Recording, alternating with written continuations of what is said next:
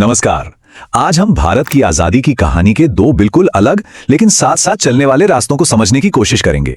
एक रास्ता था क्रांति का, सशस्त्र विद्रोह का, और दूसरा वो था अहिंसा का, सत्याग्रह का। दोनों की अपनी अपनी जगह थी, अपने अपने हीरो थे। तो चलिए इस पूरी कहानी में जरा और गहराई से उतरते हैं। जरा सोचिए, ये सवाल कितना बड़ा है। एक तरफ है दुनिया का सबसे शक्तिशाली साम्राज्य ब्रिटिश एम्पायर, और दूसरी तरफ एक देश जो उसकी गुलामी में जकड़ा हुआ है। तो फिर आजादी हासिल की कैसे जाए? लड़ाई आसान तो बिल्कुल नहीं थी, और इसे लड़ने का तरीका भी कोई एक नहीं था। ये जो पूरी कहानी है ना, ये करीब करीब 200 साल लंबी है। इसकी शुरुआत होती है 1757 में प्लासी की लड़ाई से, जब ईस्ट इंडिया कंपनी का राज शुरू हुआ। ठीक 100 साल बाद 1857 में आजादी की पहली बड़ी लड़ाई हुई, और फिर उसके भी 90 साल बाद 1947 में जाके हमें आजादी मिली। मतलब ये कई पीढ़ियों का संघर्ष था। तो सवाल यह है कि इस लंबी लड़ाई की वो पहली बड़ी चिंगारी कहां से भड़की? चलिए उसी चिंगारी पर नजर डालते हैं, जिसने देखते ही देखते पूरे देश में एक आग सी लगा दी। 1857 का विद्रोह, इसे भारत का पहला स्वतंत्रता संग्राम भी कहते हैं, और यह सचमुच एक टर्निंग पॉइंट था। मंगल पांडे, रानी लक्ष्मीबाई, तात्या टोपे, इन जैसे वीरों ने सीधे सीधे कंपनी शासन को ललकारा था। हाँ, यह बात सच है कि इस विद्रोह को बहुत बेरहमी से कुचल दिया गया, लेकिन इसने ब्रिटिश राज की जड़ें हिलाकर रख दी थी। इसके बाद भारत में विरोध का तरीका हमेशा हमेशा के लिए बदल गया। 1857 के बाद लड़ाई का अंदाज बदल गया।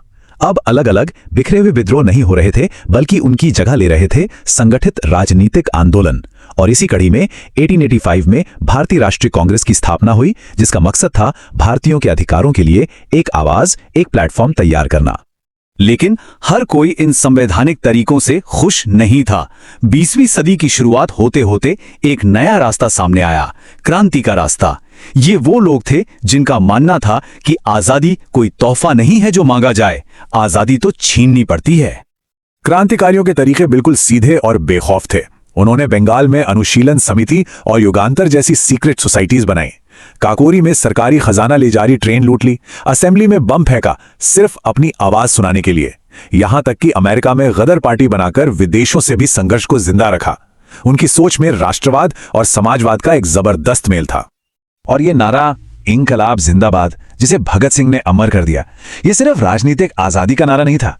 इसका असली मतलब था क्रांति अमर रहे। ये एक बेहतर समाज बनाने की, सामाजिक न्याय की पुकार थी, जो आज भी उतनी ही जरूरी लगती है। तो क्रांतिकारियों का असल में असर क्या हुआ? चलिए इसका एक छोटा सा विश्लेषण करते हैं। एक तरफ तो उनकी कुर्बानियों ने लाखों युवाओं के अंदर जोश की आग जला दी और अंग्रेजों के दिल में पहली बार खौफ पैदा किया। लेकिन दूसरी तरफ कुछ कमजोरियां भी थीं।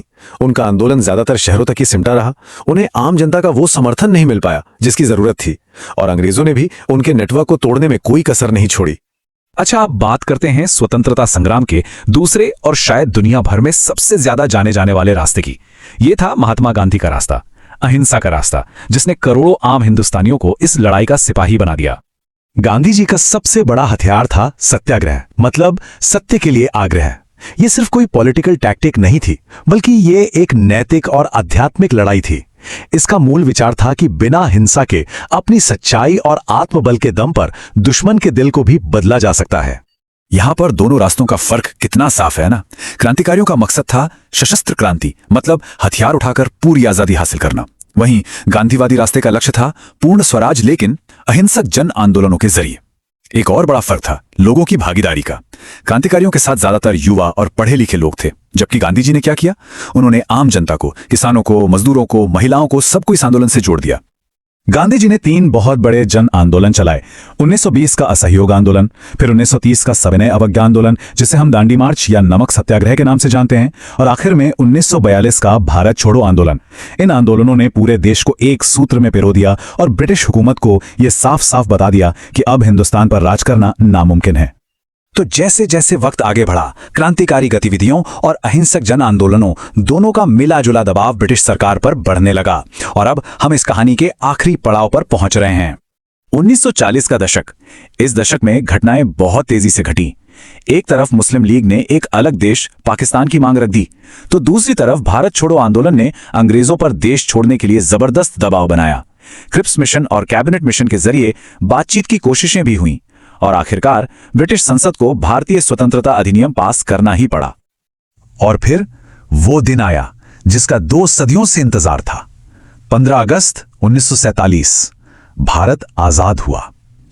पीढ़ियों का लंबा संघर्ष, लाखों लोगों का बलिदान और दो अलग अलग विचारधाराओं की लड़ाई आखिरकार अपनी मंजिल तक पहुंच गई। लेकिन जैसा कि कहते हैं, हर कहानी का एक दूसरा पहलू भी होता है।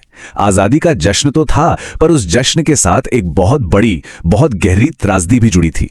तो यह सवाल पूछना लाजमी है कि ये आजादी हमें मिली तो सही, पर इसकी कीमत क्या थी? आजादी के साथ देश का बंटवारा हुआ। भारत और पाकिस्तान दो देश बने।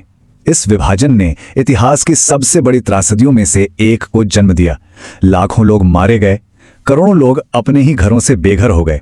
ये एक ऐसी दर्दनाक विरासत है जो आजादी की कहानी का एक अटूट हिस्सा है, और ये हमें हमेशा याद दिलाती है कि इतिहास कभी भी सीधा या आसान नहीं होता।